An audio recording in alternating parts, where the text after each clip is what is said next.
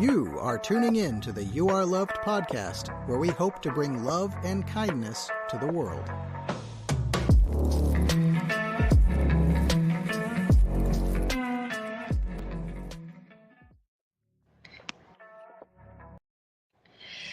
Welcome, and I'm live, by the way. Oh, goodness gracious. Okay, welcome to another live podcast with the You Are Loved podcast. We have amazing John Dilworth on with us today, who is a poet, and he has written a book called A Collection of Collections, which is a volume of poetry by John F. Dilworth II that documents his perspective as a young Black man maneuvering through the turbulence of the 21st century America. And through this, he wants to encourage empathy and inspire passionate purpose through honest sharing of his perspective. Some words may trigger a variety of emotions. Dilworth chooses to include them as a mark of his authentic experience as he captures the beauty and truth of people loving, hurting, and striving in America. Thanks so much for joining us today, John. Oh yeah, thank you for having me. Thank you for having me. Thank you for sharing that bit about my book. Yeah, of course. So, if you can share a little bit about like what brought you to writing this and how long have you been writing poetry and so forth. Yeah, so for me, I've been writing poetry since I was 16 years old, and that started with being dared to write a poem by a classmate at the time. And so ever since then, I've been kind of addicted to the expression that I get from it. And so I've been going for many years. In terms of a collection of collections, Black American poetry, that came from the year 2020. When the year started, I, I thought I'd just put together a collection of poems that I wrote during the time that the whole COVID situation was kind of developing, thinking that it would be um, maybe a month or something, but it ended up being so much bigger. And so Yeah. the idea for the book became so much bigger because there was so much happening in our country. And it became what it is, which is Black American poetry. So that's kind of like where it was born. And during that year, there were a lot of really beautiful things that were born out of the year of 2020. When you look at other entrepreneurs, when you look at artists, when you look at creators, there was so much good that came out of it that shouldn't be overlooked because, of course, all of the negative as well.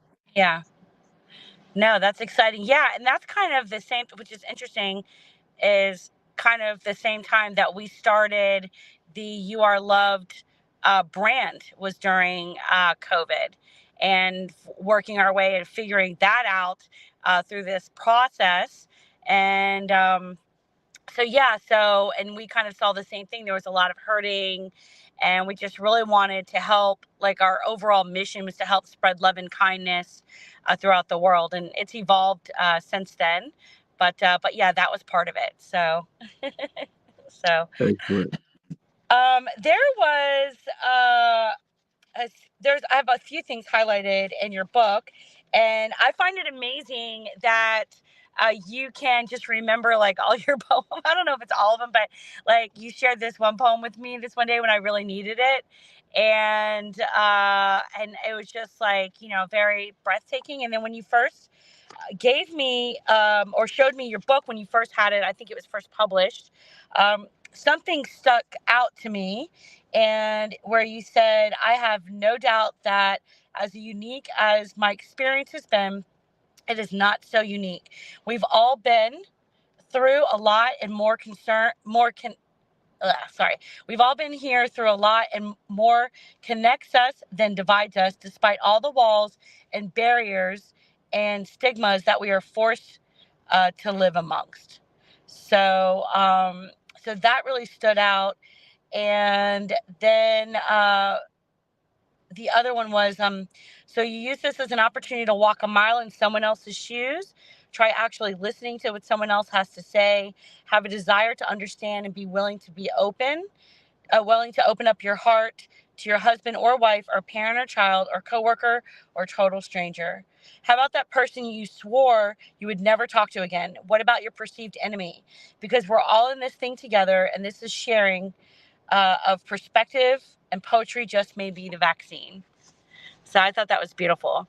So yeah, and it's interesting because I deal a lot with um, I, I have this fight side of me, right? Where I just want to like just fight for injustice, and I just can't, that's just like one of my biggest pet peeves is like just injustice against um, people, and then I end up creating chaos in other areas of my Mhm. life, and so it's really sitting back and say, okay, I can either fight through this, or I can find some grace, some love, some kindness.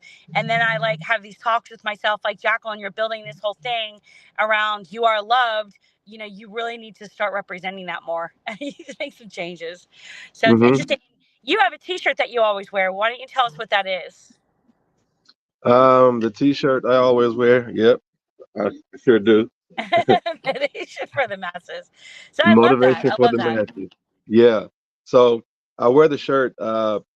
Motivation for the masses is a big part of my life. In that, when I was much younger, I was actually 21 years old, and I had been writing poetry in my journals that were beginning to get kind of tattered and worn, and Uh-huh. I started. So I mean, way back then, I started typing the words of my poetry into onto the computer so that I could preserve them. And in that process of me having to go through these words that I had written over the previous 5 years of my life as a young person, like reading the words, were really motivational to me. Um, Going through and having to really dissect what I had written, because I very rarely was going back and reading what was already written. And in that process, it became kind of a spiritual journey of typing all this stuff up. And in that process, motivation for the masses became the spiritual charge on my life, because I felt like the motivation that I was getting from the poetry was not only for me, but it's also for the masses. So motivation for the masses has been like the title of my life. And it's now the title for the production company for the show, which is um, the spinoff of the book, the Black American Poetry, is now being converted into a streaming series.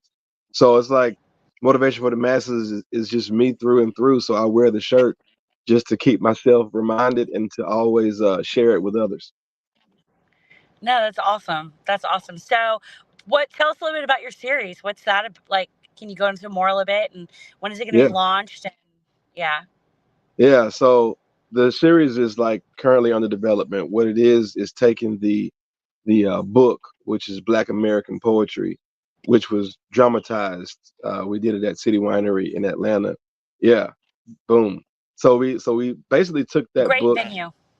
Oh yeah, yeah, and it was a great night. We Yeah, dramatized what was in the book on stage.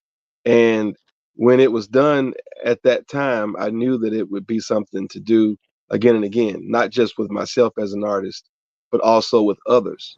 Um, but yeah. since then, it's been um, a it's taken on a whole new life of its own, because it's now a more dynamic visual experience than what you would get from a live show. We're going to be leveraging virtual production in order to tell these stories. It'll be poetry. It'll also be other performers who are doing other things that kind of express that black perspective, from singing, dancing, all different types of performance. So that's under development now, and we will probably be launching the production in terms of actual filming of the show in early of next year. So we've got a long way to go, because we're kind of developing what it's going to be and how it's going to look. But definitely stay tuned. That's exciting.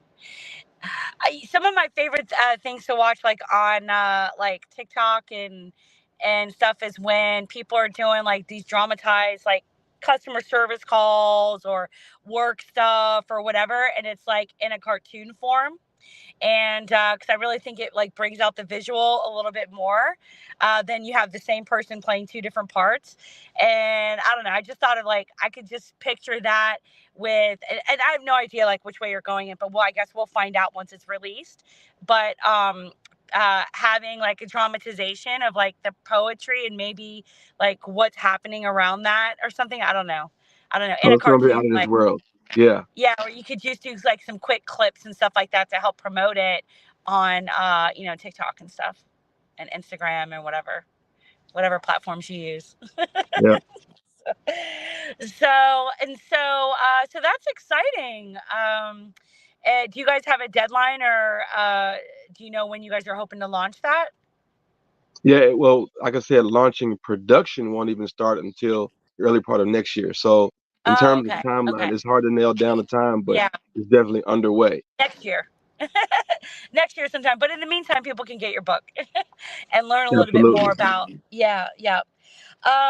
So there is another poem that well, let me just ask you like what have you done in your career life? Let me ask you that first before we go to another poem. But like what have you done in your career life? Like what has, I know you have your poetry and stuff like that that's kind of led you up to that. Have you owned other businesses? Like, what else has helped you to solidify this is exactly what you want to do to build this type of movement, in addition to everything that happened like during COVID and stuff? Yeah, so for what this movement is, it's something that I've always, it's kind of been always there in me, but it's taken a back seat to the career, so to speak, that I built around technology. So um, motivation for the masses, and creating shows, and performing and things of that nature, for me professionally, are fairly a new endeavor, because I'd always professionally been in the IT space and the HR space. So the entrepreneurial side of me has been what has kind of established kind of my quality of life and consistency. But being able to take on this new venture, which is in the entertainment space, is very, very, very new for sure. So yeah, Yeah, between IT and HR, that's where the bread and butter has always been. But in changing that, yeah. it's a really exciting a really exciting thing in my life. So now you've really set yourself up to be able to work on your passions and stuff that where you really know that you'll be able to like be a change maker, and not only in Yeah. your life but like others around you. You Yeah. hit the nail on the head. It's all about being able to truly operate in purpose every day. Um, Even though there is purpose in in building out the type of operations that we were providing before, but there's a difference when I get to mix in that passion I have for connecting with people, either on a stage or visually, with my voice, with my words, with art overall. So that's what just takes it to a whole new level for me. It ignites that passion for sure. Okay, that's awesome. So, um, so there is, and people, I really want people to get this book, and they'll be able to talk a little bit about, because I skipped over some stuff when you were talking about, like your experience not being unique, but it's not because other people, but you really go into depth about your life there, and they were selected from poems from the years 2000 through 2020, and they're from the first 21 years of the 21st century, which has been tumultuous indeed. So, do you think that, like, what do you think are like for some of these poems and stuff that you've written? Have they come out of like life experiences or tough situations that you've just had? Was it like your way of like journaling or venting to your, just like, or wanting to see the lighter side of that? Like how does that work when you're getting in that creative mode and you're just writing this beautiful artwork? I would say all of the above. So most of the things you mentioned are definitely factors when it comes to writing and sharing what I write. I think a big part of it is also, the difference between there's times when I'm writing things that are inspired, I guess, from or triggered by something that I'm experiencing. But then there's this other part that I've also done, which is writing work on a commissioned basis, where there's a particular situation or a particular celebration, whatever it may be, that a poem needs to be written for, which is a little Okay. bit different approach because it's more deliberate and intentional than like kind of just getting a thought out of reading or just something that comes kind of extemporaneously. So I like the fact that I get a chance to approach poetry from a few different ways because I want to apply it to more use cases than just me sitting and writing about what I'm thinking. Yeah.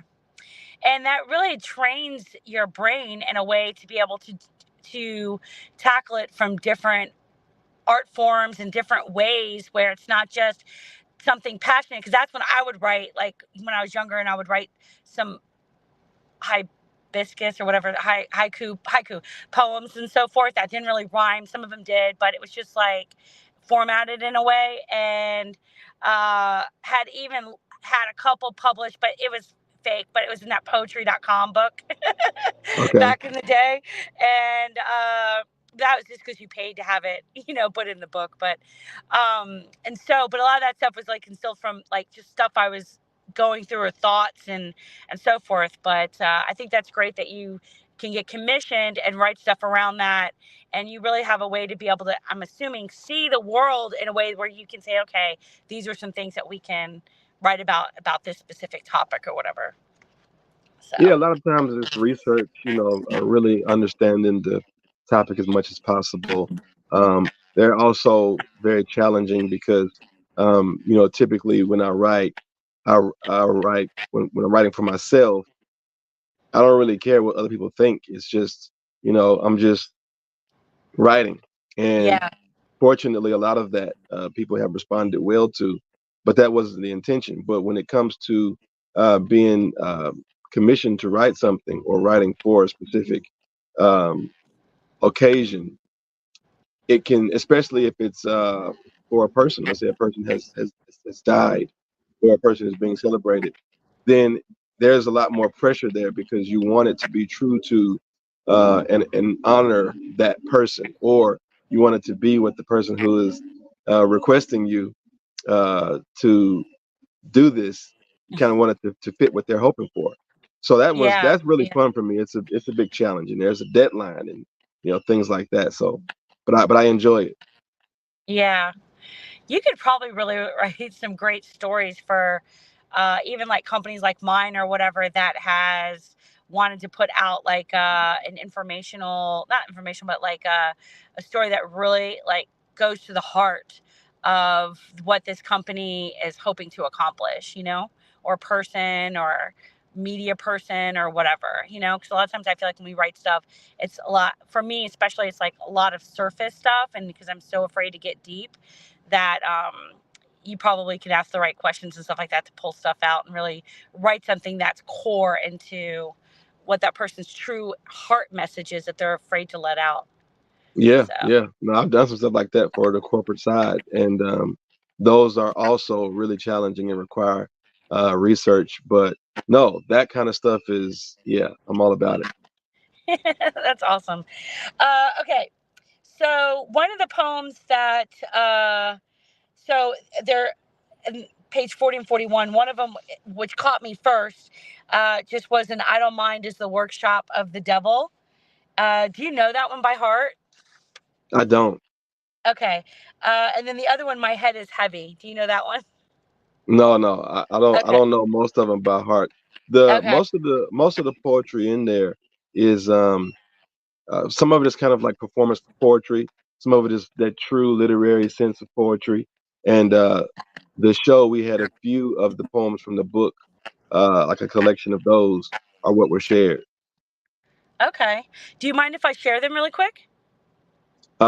Share like what you want to read it. Yeah, is that okay or no? Yeah, yeah, yeah. Okay. So it's two of them.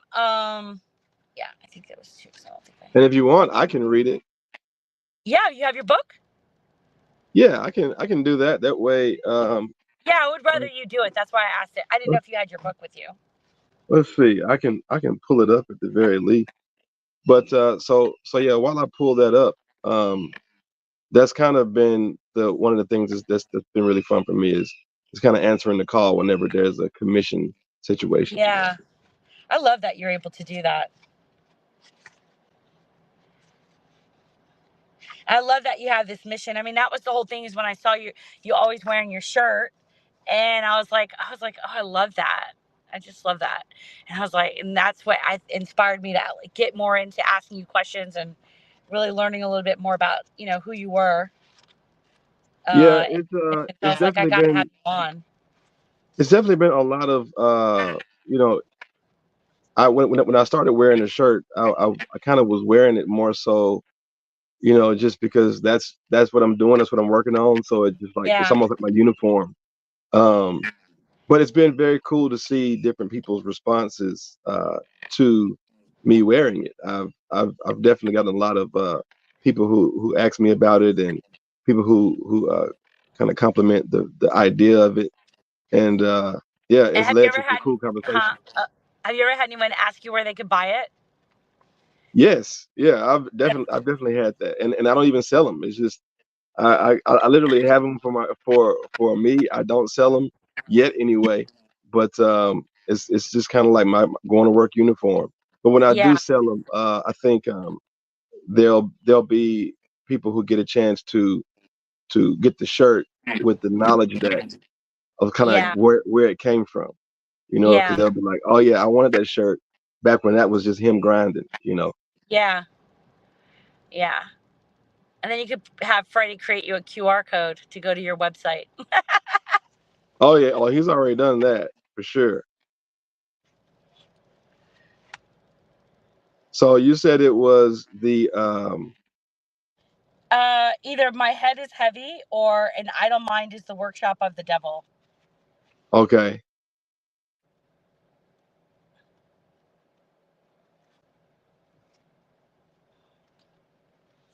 An idle mind is the worship of the devil. Okay, we'll go with that one. Okay. An idle mind is the workshop of the devil, and it is that thought which brings me to this table, able to vent my anxiousness through words instead of actions, relaxing and allowing myself to remain free, and see that there's a right time and the right place for everything. Anything can be accomplished if I first develop a plan, understand myself, and prioritize my goals. My holes have been filled with completion, deletion of the spaces once left void, now employed for determination, obligation to potential to fulfill. Kill the dead and let the life flourish. Nourish the mind. I am thankful to be still living, giving a part of myself to my people, equal under God's eyes. Let's utilize our instruments in increments beyond measure of a number. Slumber wastes time. Now take heed to the title. An idle mind is the workshop of the devil. I love that.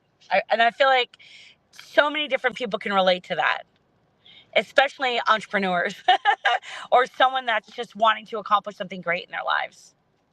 Yeah, I think that one, like for me, it takes me back to my childhood because like when you go to church, like I grew up where we would go to church and you would hear an idle mind is the worship of the devil. It was kind of like Yeah. something that was very common to hear as like elders warning young people and stuff like that. And that's where that came. I probably was a teenager when I wrote that poem, or very Oh, young. wow. And Wow. and I think that was really cool because it has a from a motivational standpoint, like you said, people can relate because of the message, but then also from a like just a literary standpoint, the poem, the word that rhymes is the beginning of the line instead of the ending. And that's kind of like something that's a little bit different from a lot of Oh poems. yeah, yeah. No, I liked that. Yeah, there was something. And I love that. Um, as a Caucasian woman, I love the fact that even though you say Black American poetry, that your stuff is really universal and that you really are open to providing that to everybody, and that you just really less with your motivation for the masses. So I love that too. So I was Thank you trying for to saying find the that. section in the, huh? I said thank you for saying that because that means a lot to Oh, me. yeah, yeah. I love that kind of stuff. So I love it when people from different backgrounds, political, cultural, whatever. Growing up in South Florida, I grew up very around a lot of different backgrounds of people, and then when I moved to Atlanta, I just saw how segregated it was, even in the in 2006 when I first came here, and I was just kind of shocked. It was blown away because if I went out to a restaurant or club or whatever in my 20s, it would be everybody there. It wouldn't Yeah, be like one specific race. And I was just like, this is weird to me. So I love the fact that we can all embrace who we are, but also have that love and compassion for other people as well, even though that they're different. So, and yeah. I I always, think yeah, go ahead. I'm sorry. no, I was just going to say that I think that the more that I travel, the more I understand that better and better, and a big part of what I think helps to uh, allow me to be able to understand and really seek other folks' perspective is from traveling and seeing other people's cultures so that the American culture can truly be appreciated, like to, kind of get a feel for the differences. Because Yeah. sometimes if we only see it from our lens, um, we only get one piece of the beauty that is there to behold. But then when you change it up a little bit, you may get a little bit of ugliness, but you also may get some beauty that you haven't seen before as well. Yeah. Yeah.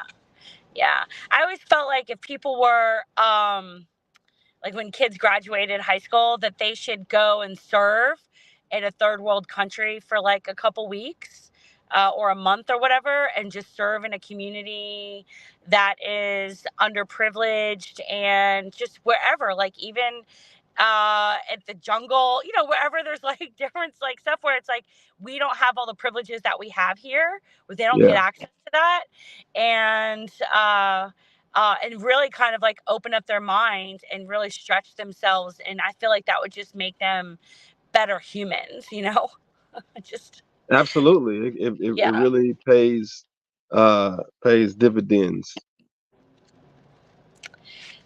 I was trying, I had it in here. I don't know where it's at now, but I had seen something in your book that it was the African culture, I think. It was, I can't find it now. I don't know where it's at. I thought I had it highlighted. I don't. But it talked about, that might have been at the beginning. I don't know. Anyways, it talked about how like coming over into the United States, and like you got it was given the language, the Christianity, the this, the that, the this, the that. I just thought that was interesting. What inspired you to write something around that? If I can find it. Yeah, no, If that's a you really remember what good. I'm talking about. Yeah, there's a couple that could kind of fall into that kind of category. And the way the book actually became more than Oh, just me it's Everest. Sorry for the African people that died in Everest. translation. Okay. Yeah, Yeah. yeah, Yeah. yeah. I had to look up the word Um, Everest, I'll be honest. But I was like, no, oh, no, that's okay. a That was it. yeah, I thought that was no, great. yeah, no, no, that one, and I think the photo in the coffee table edition of the book that goes with that poem called Avarice is really um, riveting, if you will. So, but yeah, what really brought it about, I was in a situation during 2020 where I was in a social atmosphere in a kind of a private setting, but most of the people I was around were white people, and Uh-huh. so this was right at the time when Rayshard Brooks had lost his life, been murdered at the Wendy's, The Wendy's. um, Yeah. and Atlanta had gone through this upheaval, so to speak, Yeah. and so right in the middle of all that, just because I was the only black guy in the room, it was like, well, what do you think, right?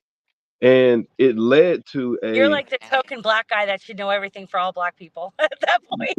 well, not a token, but at the same Well, I don't time, mean it like that, definitely, but I meant like you are the guy that should know yeah, everything, I in guess, their about the mind, whole. yeah, Yeah. well, in their Yeah. mind, it's like, yeah, he's got all the answers, Yeah. and I just so always think that's just stupid. I just don't understand why people just do that. That's a, yeah, it's yeah. like everybody doesn't think the same, right? Yeah. But it is interesting to get people's perspectives from different backgrounds, right? Yeah. So that led to to an extended conversation, a series of conversations actually, that that led to me writing the poem in the book called These Questions, which was written in 2020. And These Questions is Uh-huh. one of the ones that could have been in that same category. But that's kind of a big trigger for it. And when in the middle of that, that's when I knew that I had to make more out of the book to make Yeah. it this, because the true book is the coffee table, edition, where it's 11 by 11 inches. It's 150 or 1500 DPI when it's printed, and it's got this rich photography. So it was like I knew I had to make it more. I had to take it to a different Yeah. level from those Yeah. conversations and everything that was happening in the year. Okay. Okay. So that's great. So then you went home later and wrote that poem Something after like the that. conversation. Yeah. Something close. Yeah, that's kind of close. Okay. That's awesome. Yeah, I love it. It was just really, I was like, oh, dang. They gave me whips, they gave me chains, they gave me Christianity, they sold me cars, they sold me clothes, they sold you the sea and told me I was the one that was free, but you are the lost who are free from their avarice. I thought that was Yeah, like, wow, yeah. that's so deep. And in that one, And it's uh, speaking to those who lost souls that in the transatlantic slave trade um, were that did not survive the journey from being brought from Africa into the Americas. And so it's like, you may have died, you know what I mean? And they said mhm, I was the one that's free, but you are, I think keeping that conversation with the ancestors, so to speak, at the forefront is the key to that poem. oh wow. Oh, so it's like kind of like the younger generation to your ancestors. It's kind of a conversation between both of Yes, you. Oh, yes. okay. Oh, wow. And as the undercurrents preserve your soul and the never-ending tides make sure your story is told. Yeah, I love that. That's great. That's great. Yeah, that's awesome. Thank you so much for letting me have a copy. I really appreciate it. I think it's a great book. Um, and You're I very just thought welcome. that was really great. I have to be honest, like years ago, I have to be honest, I could lie, I guess, but I always try to be. Um, Years ago, I did a research on who Jim Crow was because I didn't really know. This was probably like 14 years ago. And I found this letter that he wrote to some politician or something. And it was just like an outline of through like segregation and all that stuff here in the United States and how they wanted to like, I guess, outside of segregation, control the black community and stuff like that through government. And, and then I remember posting it on Facebook, and I could not find that. I was even looking for it today, and I could not find that letter because I was like, dang, I was like, all this stuff is just kind of a representation of what uh, I feel like is being done, not also to the Black community and has been since then, but also to now everybody that is, not at a certain socioeconomic level. So I No feel like doubt. they expanded it. So, what's crazy is, I was in I went through Alabama and had gotten a speeding ticket. I went through like a speed trap and wasn't paying attention and like speeding. So, but when I was in Oh, court, and huh? no, I was just saying not the trap. Hate the speed trap. Yeah, it was like within a mile and a half, it went from like 45, 55, 50, 55, 65. I was like, okay, and the road didn't change. So, but in 2022, in Alabama, they changed the law in small towns because for years there've been such an upheaval about speed traps and stuff. And they said if you can't have more than 10% of your revenue come in from traffic citations, speeding citations, then 10% of what your population is. And this was a town of like 17,000 people, right? Hmm.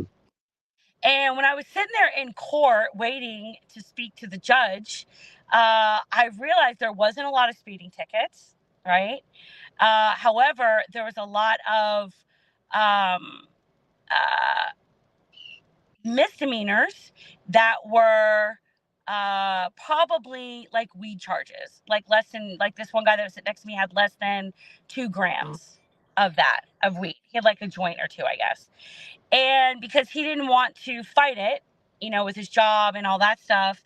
And he was like, so instead, he's like, you can spend 30 days in jail. It was like 30 or 60 days in jail for this, or we can give you like 2 years probation, right? Which on a Class C drug that's about to be legalized through the federal government, right? And is legal in a lot of states.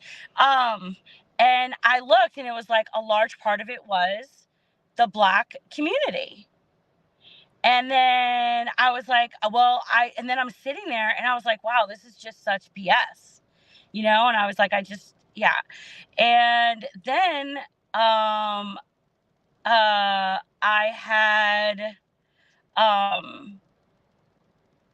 so we were there, and then I was trying to get my ticket thrown out or whatever.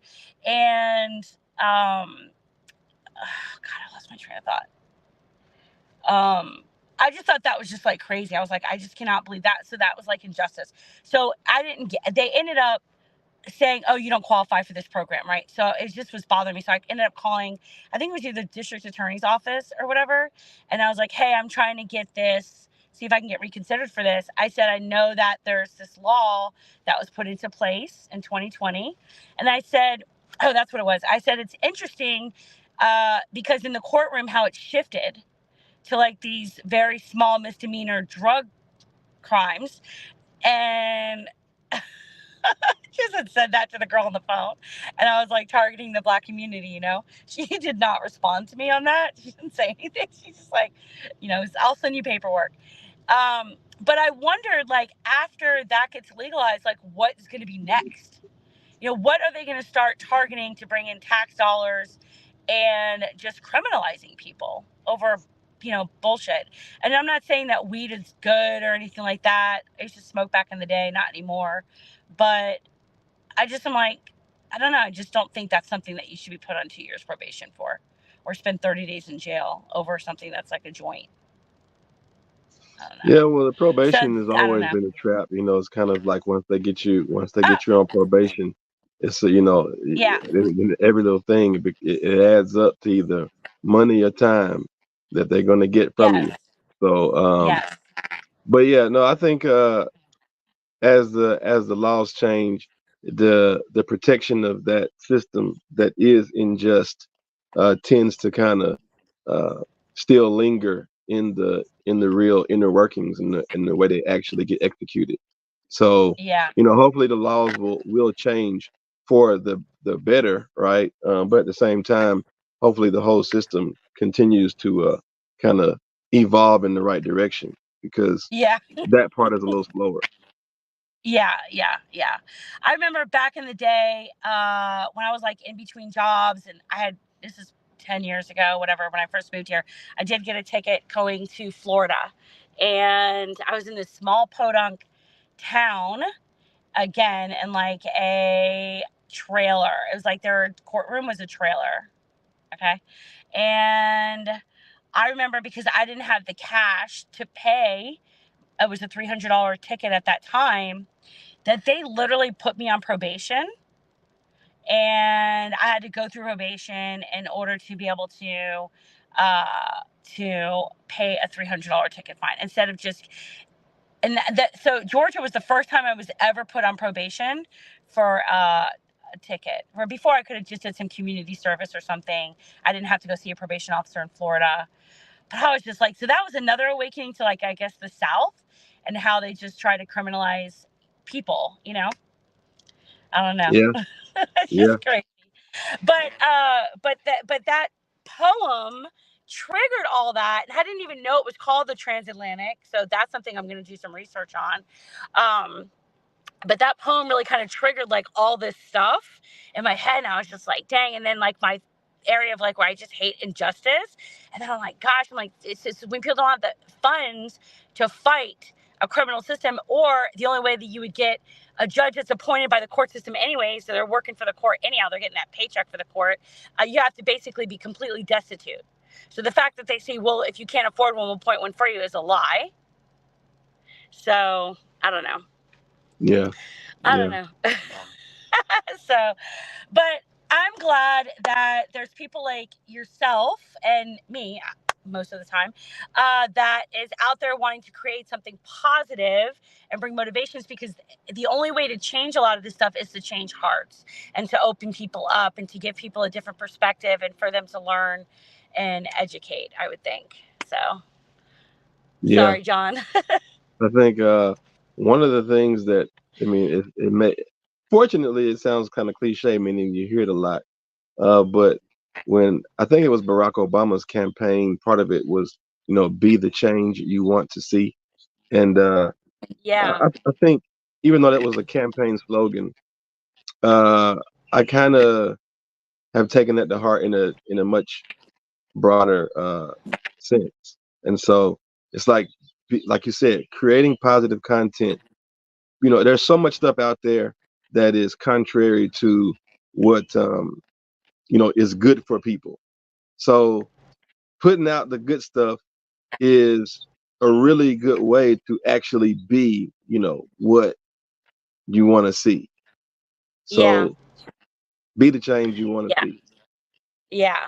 I love that. I love that. I'm excited to see what comes out for you for next year and your production company. And I just think that like what you have going on is just really absolutely amazing. And I think that people should definitely follow you on social media. If you're on social media, will get that, and your website where they can buy your book, because I feel like your book is really, like, I think it's great for everybody. And there's a lot of different people that in all different cultures that are hurting out there and are looking for hope, and they are and especially the ones that are being the change makers that they want to see in their community, but are getting a lot of pushback from it. Yep. And then, yeah, so I just think it's great, and I'm just excited for you. So, Thank yeah, you. I appreciate all that positive energy. Keep sending it my way, and I'm gonna keep sending positive energy your way as well. I appreciate it. So, where can people like find your book? Where can The they the buy easy it? way is just my name, John F. Dilworth. So my Facebook and Instagram and LinkedIn and website, all that stuff is John F. Dilworth with one L. So if you Yeah. go by that, I think you'll probably be able to find motivation for the masses and Black American poetry and everything else. Okay. Is your website johnfdilworth.com? Yep. Yep. Okay. Yeah, you make it simple. Keep it simple. That's what you do. Is there Hmm. any last thing you'd like to share at all, or? Well, just to that group that you mentioned, who are people that are change makers that are working towards building something, working towards doing something great. Keep pushing. Do not give up. Even when it gets slow, even when it may come up against challenges, don't give up, because it's not over until you do that. So if you don't give up, Yeah. the opportunity for winning, the opportunity for success is right there at the other side of it. Keep pushing. Yeah. And you wrote that in the book. You said, keep going. You don't lose until you quit. All right, John, thank you so much. I really appreciate your time. I know you have a lot going on today. And so thank you so much for coming on. I really appreciate it. It was Well, great. thank you for having me. Thank you for having me. Have a great one going forward. Peace, everybody. All right. Thanks. You too. Bye.